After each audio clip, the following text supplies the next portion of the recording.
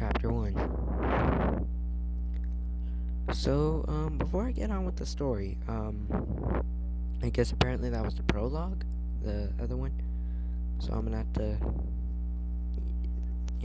sorry. Anyways, it was a tradition to serve the new low-blood servant to a fine diner with his new household before he or she began his services. He sat in a fine tailored suit as he waited impatiently. It wasn't comfortable at all. The fabric dug into your hips, and the shoes were too small. Silver links dug into your wrists as you played with the utensils in front of you. Curlos, your closest thing to a brother, sat across from you and sat perfectly straight. He breathed slowly as he closed his eyes. His hair was slicked back in a fancy manner, and his makeup was applied perfectly. He looked incredibly sophisticated.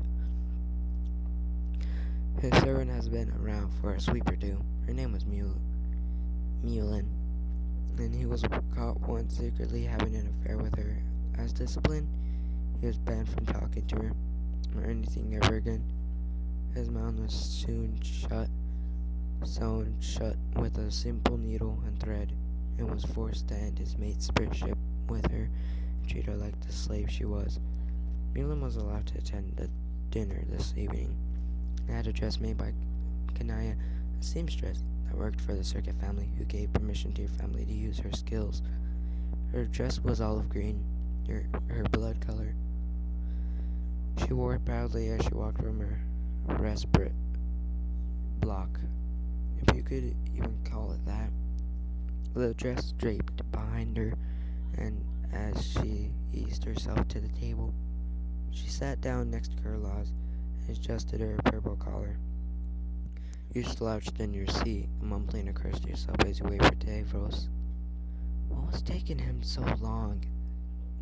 Silence broke out through the room, as if it wasn't silent before. When he entered, he wore a black suit like your own, a brown tie that was tucked behind his overcoat, and a pair of simple black pants. Has to be the work of Kanaya also, no doubt. He walked nervously towards you as you fixed the way you were sitting. He pulled out a chair slowly and sat himself down. He noticed a simple purple Capricorn symbol etched into the base of his thumb, with what was probably made with the blood sample you gave to that one troll you met earlier in the day. He looked over to you and shifted. Hi, he whispered, fixing his jacket as he spoke. Hey. Hey. Hey. Hey. Hey. He replied. This was the first time you two spoke since this morning. Boy, you clean up nice. He smiled. Same goes to you, bro. You fixed your mop of hair and gave him a half smile. He looked flawless. Sad to think that in only a few hours you wouldn't be able to even look him straight in the eyes. Gamzee Makara, are all of the motherfuckers here? A voice boomed as the owner burst into the room. Your answer was effing humongous. He towered at 10 feet, at least, and he looked misplaced in the group. He wore his usual subgulator uniform, and his hair was somewhat brushed. The Grand High Blood sat down at the head of the table and fixed the chandelier that his tall horns were hitting. You fixed your tie and pulled in your chair. Yeah, we're all here. Good. He turned to Tavros, who gaped at his height. So, you're the new recruit? Tavros shrugged. I guess so. Well, welcome to the family. High Blood laughed as he picked up his small water glass and poured a glass of Fago. He looked away from your ancestor. This always happened. He would suck up to the new slave before treating them like bleep. It happened with Mulin, his slave, and every other slave he trained in the area. Now, it's Tavros. Okay, Tavros. The GHB smiled a toothy smile. Tavros, your duties don't start till tomorrow. So that motherfucker over there, he pointed to you, will be showing you around tonight. Other than that, let me do the explaining and stuff. He rang some type of bell that came from out of nowhere.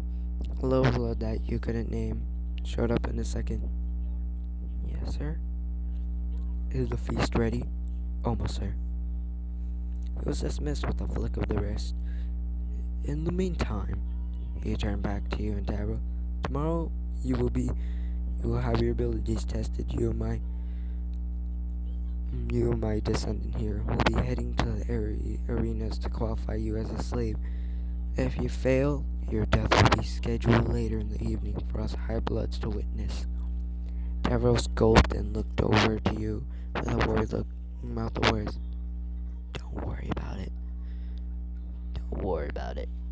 Gave him a thumbs up. You will also be meeting your ancestor during the trials. Him, along with myself, will be grading you and watching you. These tasks are quite simple. Serving, cleaning, and physical exertion.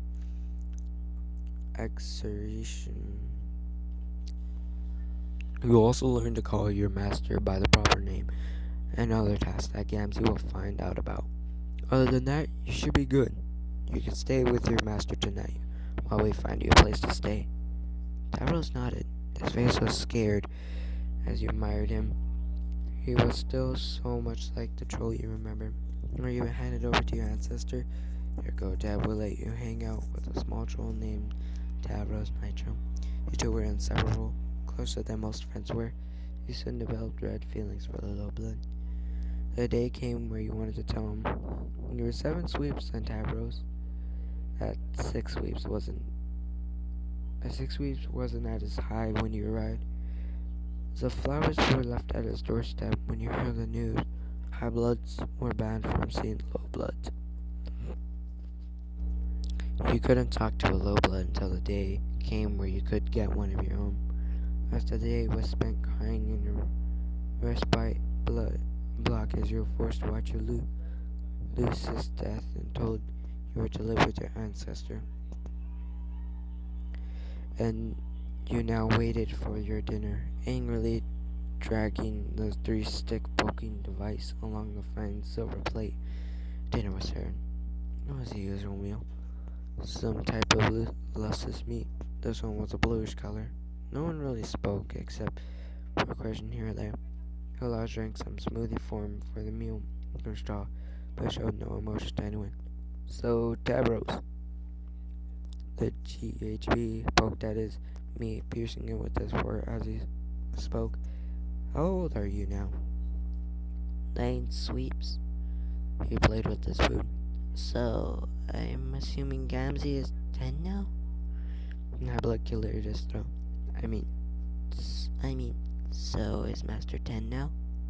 Your heart lurched at the name. You didn't want him calling you that. Yeah, I am. You stabbed the meat and brought it to your mouth as you bite down on it with your sharp fangs. Her face dragged on for another hour until you finally gave up. You stood up and pulled at your suit, unbuttoning your vest. I'm going to be in my respite block.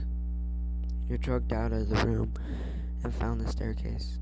You walked up slowly, counting the steps as you went. You gave up after 57. Your block was quite big. You had most of the normal troll necessities, but and had a bed for more comfortable sleeping. Pulled off your suit and laid on the floor. Pulled out a clean pair of pajamas. Didn't bother with a shirt. You flopped onto the bed inside. The knock on your door was quiet, and soon and soon entered Tavros. Is there anything you would like me to get you, sir? He walked into your room and shut the door behind him.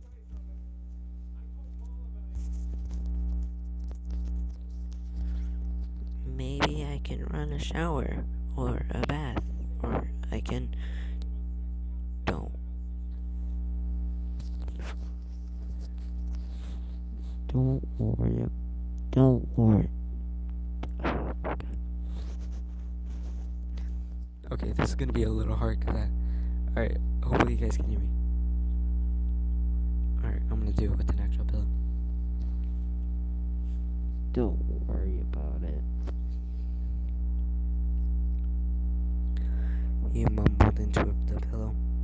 But, sir, Don't call me that. It's too motherfucking fancy.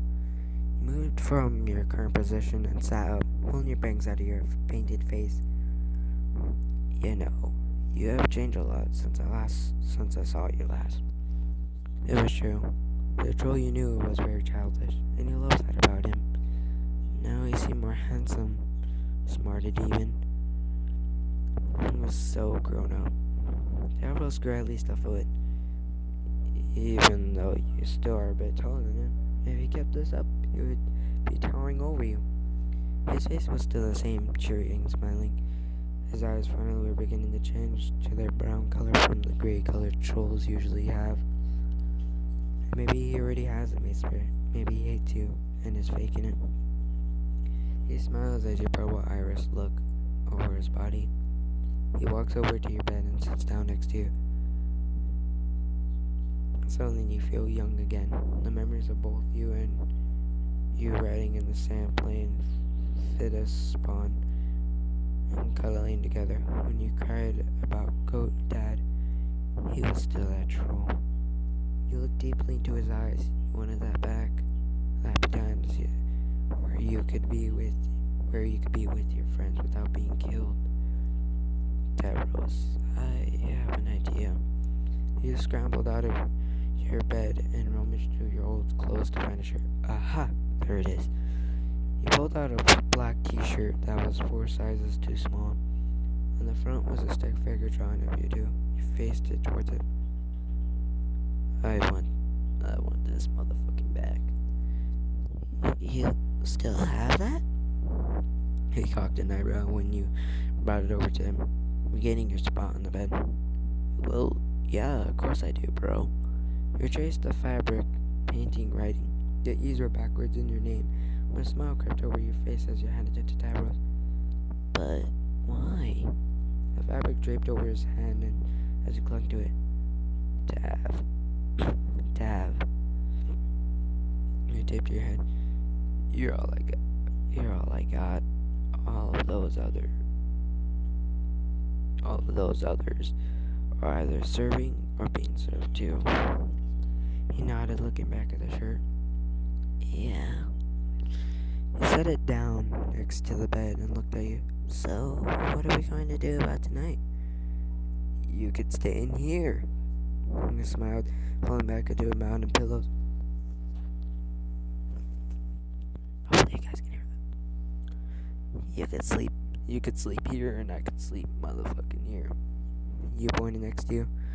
He blushed and nodded, getting up to click off the light, undressed, pulling on some shirt and pants and climbing under the covers that you already crept under.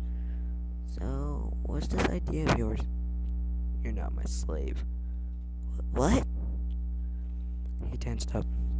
No, listen, I'm going to treat you like normal and stuff, but act differently when others are around, okay? So I'll get you some clothes later and keep you hidden when we're together. Not when we're around afterwards. I'm not too sure about this. Bro, trust me. I do. Good. He smiled, and you poked him on the nose. Sleep tight, bro. He was asleep when you checked him. Boy, you're in for a rough lifetime.